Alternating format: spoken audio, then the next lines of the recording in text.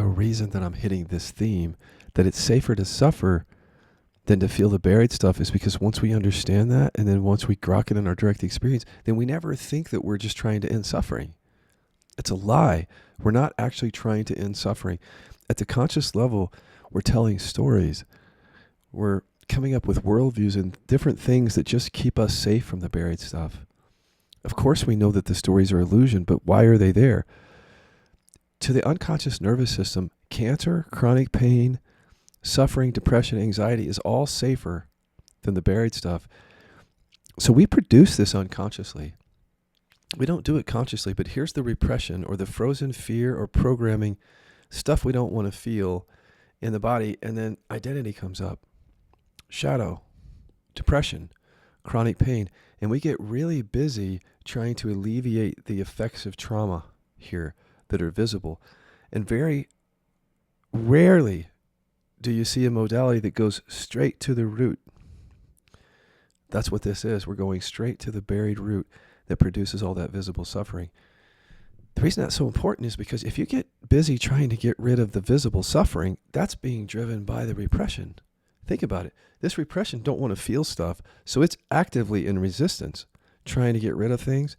But here, with this work, we're adding things into awareness. We're adding into awareness the programming that keeps this emotion buried. And by adding things into awareness, the proper things, the suffering goes away, because the suffering is being created by the trauma. It's being produced by the repression.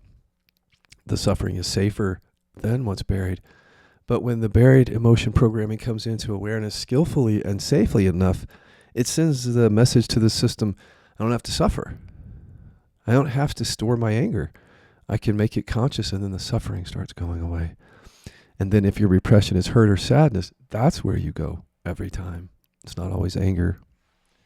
That's different for everybody. My God, this is why I get on YouTube. And even, like, these videos don't even get necessarily that many views, but just enough people hear this, it changes the course of your life.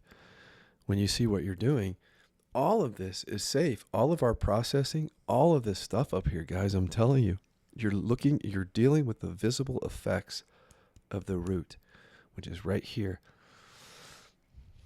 And that's the stuff that we're really scared of. But we've created a method that if you do it skillfully, you actually experience two markers after. So you experience the transmuting of that energy and more expansiveness or nervous system regulation. So you don't have to come here and suffer. You're already suffering. You come here to make the root of that suffering conscious in the midst of all that suffering, which is about getting the suffering to go away, but not by trying to get it to go away. Add things. Add what you've buried. And we've done it in a way that you can add it into awareness where you feel that you're still safe and that it's effective, it's working. Those are the two markers. It's kind of funny to call it safe and effective spiritual practice. It sounds so sciencey, but my God, we haven't been paying attention to whether, is this fucking safe? Are we just doing stuff that's really safe? We're just bypassing? And by the way, is this even working, what we're doing? Are we getting to the root of suffering? These are really relevant questions to me that I just wasn't asking as long as I was coming from buried anger. I just wanted to stay safe. I wanted to deal with the identities. Like we teachers, we like to stay in here and bypass land, right? This is where the freedom is down here. The body.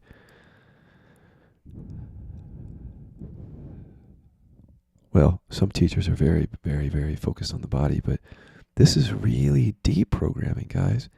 And I hear people coming up to me and saying, well, I listen to my body and it tells me that I'm not good enough. It tells me all these things. It's not going to tell you, though, that you're repressing emotion. The repression that keeps the emotion down, that conditioning doesn't just willingly arise. And that's why you keep seeing not good enough, unlovable, and other relatively safe programming that comes up when you listen to your body, compared to, I'm fucking pissed and I'm afraid of it. That's the stuff that will not arise because the system just thinks of it as too unsafe. So all these spiritual practices out there where people think they're getting to the root, when their own body demands that they don't, there's a bypass going on. Bamboozled. All of us, for the most part.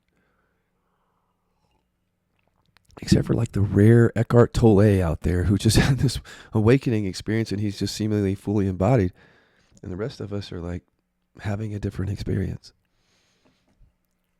The awakening is possible, but the embodiment part feels out of reach for so many of us. This brings it fully into reach. I don't know, you guys, just before I go here, I'm having literally the time of my life, and I'm not doing anything. I mean, yes, I am, but I'm not doing anything. There's no reason that I should be enjoying my life this much. And I want to remind you of why you came to the spiritual search. I want to remind you that many of you came to end suffering and that you haven't yet. And I want to remind you that although life is suffering, when you embody realization, it isn't. And there's a hell of a lot of enjoyment and enthusiasm and challenges, but like real flow. And I would love for you to find that within yourself, like I have. Would love it. I'll be okay if you don't, but I'd really like that. Why do I care?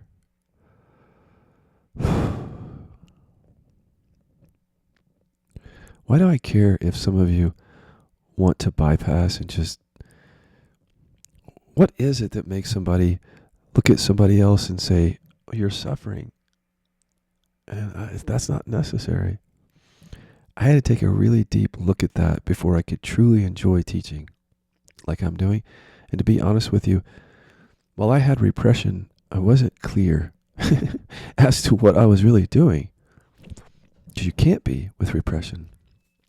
But I really do know what I'm pointing to now, and I feel very confident. I'm very enthused, and I trust this embodiment 100%. And when I see people suffering, used to I would say, well, you don't know your true nature. You're still in ego consciousness. But that's not, no. You can't be yourself, is what that is. And because you can't be yourself, yeah, you've got ego consciousness. The ego gets created because we can't be ourselves. And you've got a sense of separation, yeah, because you're holding emotion back and you have been your whole life here. Of course that turns into a physical sense of separation. Over time, when emotions just never get processed, certain ones, you're going to feel separate. And of course you're going to feel deficient. Because when you are deficient, because when you hold emotions back, you're literally missing very natural resources. Of course you feel deficient. It all makes sense when you see it from a repression standpoint. But if you don't,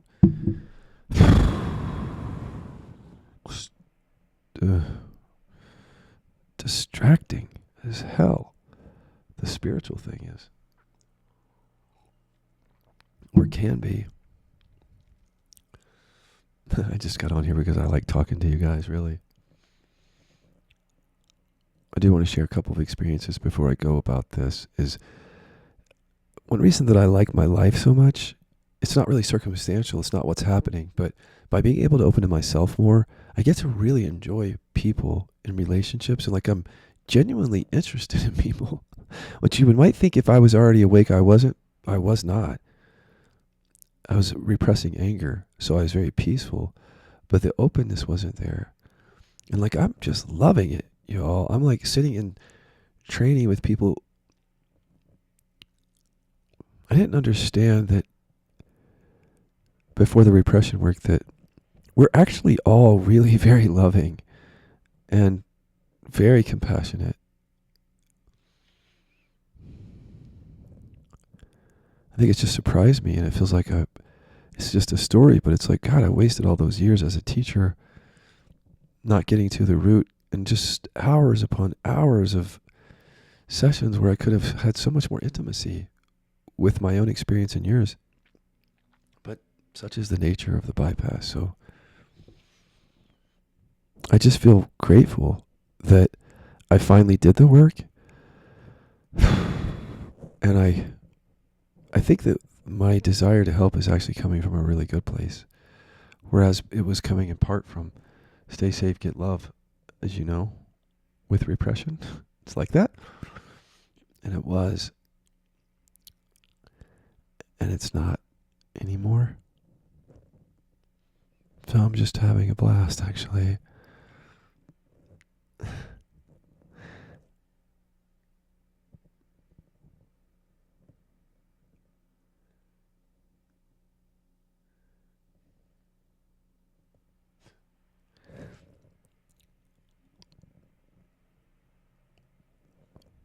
I only ever wanted to know what I was.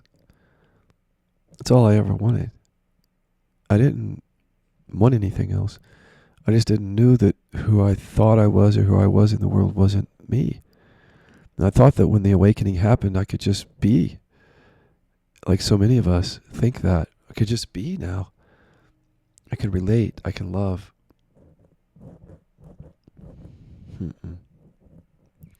It's the body that keeps the score. So you guys, in some way, I've been on a search even after the spiritual search ended, but it wasn't like a linear search. A little bit of that. It was like I was still looking for the embodiment of myself. And what I've learned about that is until we experience that, there's just going to be some kind of suffering there. And although I wasn't seeking, there was definitely suffering there. Chronic pain. And cancer.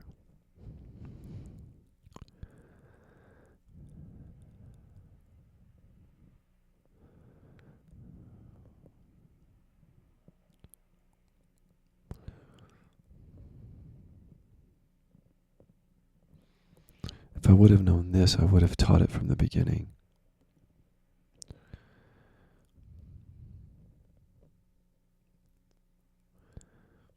I'm having these experiences. Sorry, something's coming up. I'm having these experiences with people that I'm training or mentoring, which are teaching me. In other words, I teach them the skills, and then they unpack their repression with my help, but mainly on their own. And then they come back in after going deep, and I ask them questions. It's like, no, I want to know. I want to know about you. I want you to hear about me. I want to hear, like, we were intimate together. We get to know each other. And I get to see their anger and their hurt and why and how it felt like to be in their whole life where nobody would just sit there and let it be felt. Their anger, even if it turns towards me. It's the most loving thing to really, really allow your own stuff and really, really allow someone else's. And sometimes that's all that's needed as a teacher, is to be able to hold that space, show them the skill, but hold the space and just be here as some people have never even been witnessed, never been seen, and they've never been able to see and allow it on their own.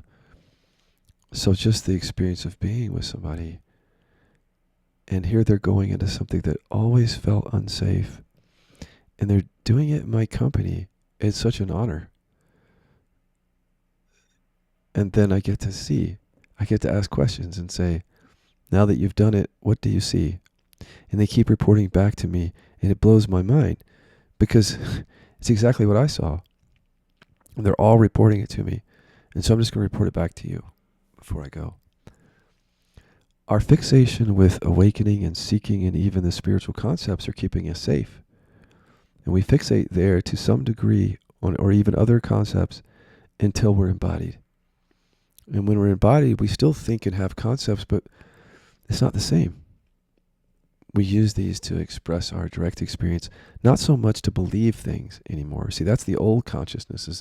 Mind is used for belief and safety and getting love and approval, where now it's used to express the freedom and to express ourselves in relationship, whatever that may be. But all that's happening in awareness. It's a very dynamic process. Like what I learned about this realization is it's alive. Whereas the bypass gives this sense of like, even though peace, it's like dead for some of us. It just isn't alive. And if you've never experienced a real embodied realization, you wouldn't even know what you're missing, because we live our whole life in trauma and repression, and we just stay shut down. And then when we come to look at why we're suffering, we may not even see, again, that this is creating it. And we might just see the stories and the visible suffering and whatever else, but that's the stuff that's safer. And so we spend so much time in the safe stuff and bypassing until you get it. And when you get it, you really get it. And I'm watching these people really get it. And you don't just get it here. Your whole life is disrupted through real transformation. So these people are coming back and sharing things like, Scott, I'm enjoying just going to the market. Like I used to have all these, I was too busy healing and getting better. Now I realize, oh, now I know what I like, and I really like doing this, and I'm enjoying life. Yeah, it isn't very spiritual, is it? It's just being ourselves. It's freedom. But you don't have to couch it in spiritual terms. And a lot of these people say, the reason I was couching in spiritual terms is because I didn't want to feel this. Exactly. So once you feel this, all that couching goes away. And you're in your direct experience of what? Is this awakening? It is, but we can let go of all that shit because it's experiential. What is awakening? If I can't feel and express what's true for me, I'm not awake. I'm just residing in some witnessing awareness that sees my suffering and feels limiting still. But as we start to feel and express our emotions, our whole body becomes present. It all thaws out and transmutes. Our responses are just different to people. We're not even trying to be different. We're just showing up differently with a different consciousness. And so that carves out this tremendous freedom for us as we stop hanging around and doing things that we don't want to do to get other people's approval or stay safe. And we start living and doing what we want to do and creating the life that we want. And so for somebody in repression, that's absolutely impossible to imagine, really. Because what we normally do is we get on this little seeking story and we limit ourselves as to what freedom will really look like. Like for me, I just thought, well, I'm going to be very quiet and I'm going to be good and I'm going to be peaceful. That's what I was in my ego state. But that's my ego state trying to stay safe, and I'm going to be a better version of my ego when I wake up. No. It's toast. It means that all those ways that we're trying to stay safe, they go. And you can't be that. That's exactly what you can't be when you wake up, is what you think that you are or what is safe. And that's what makes it authentic. So authentic self is not a belief or a story or a new plateau. It's the presence that's embodied. It has the flavor of you, not holding any of you back. You're all of it. Have all those flavors. You're everything, not just nothing. But we can't turn that into a spiritual thing right there. I love that quote. Nisargadatta is one of my favorite teachers now. Wisdom is seeing that you're nothing. Love is seeing that you're everything. And that's a really good way to stay here and not see that you're also the anger. That's what it means by everything. You're also the shame and the terror that you buried. But if we stay up here with these like pithy little quotes and not see how deep they're pointing, just miss the boat constantly. Miss the boat.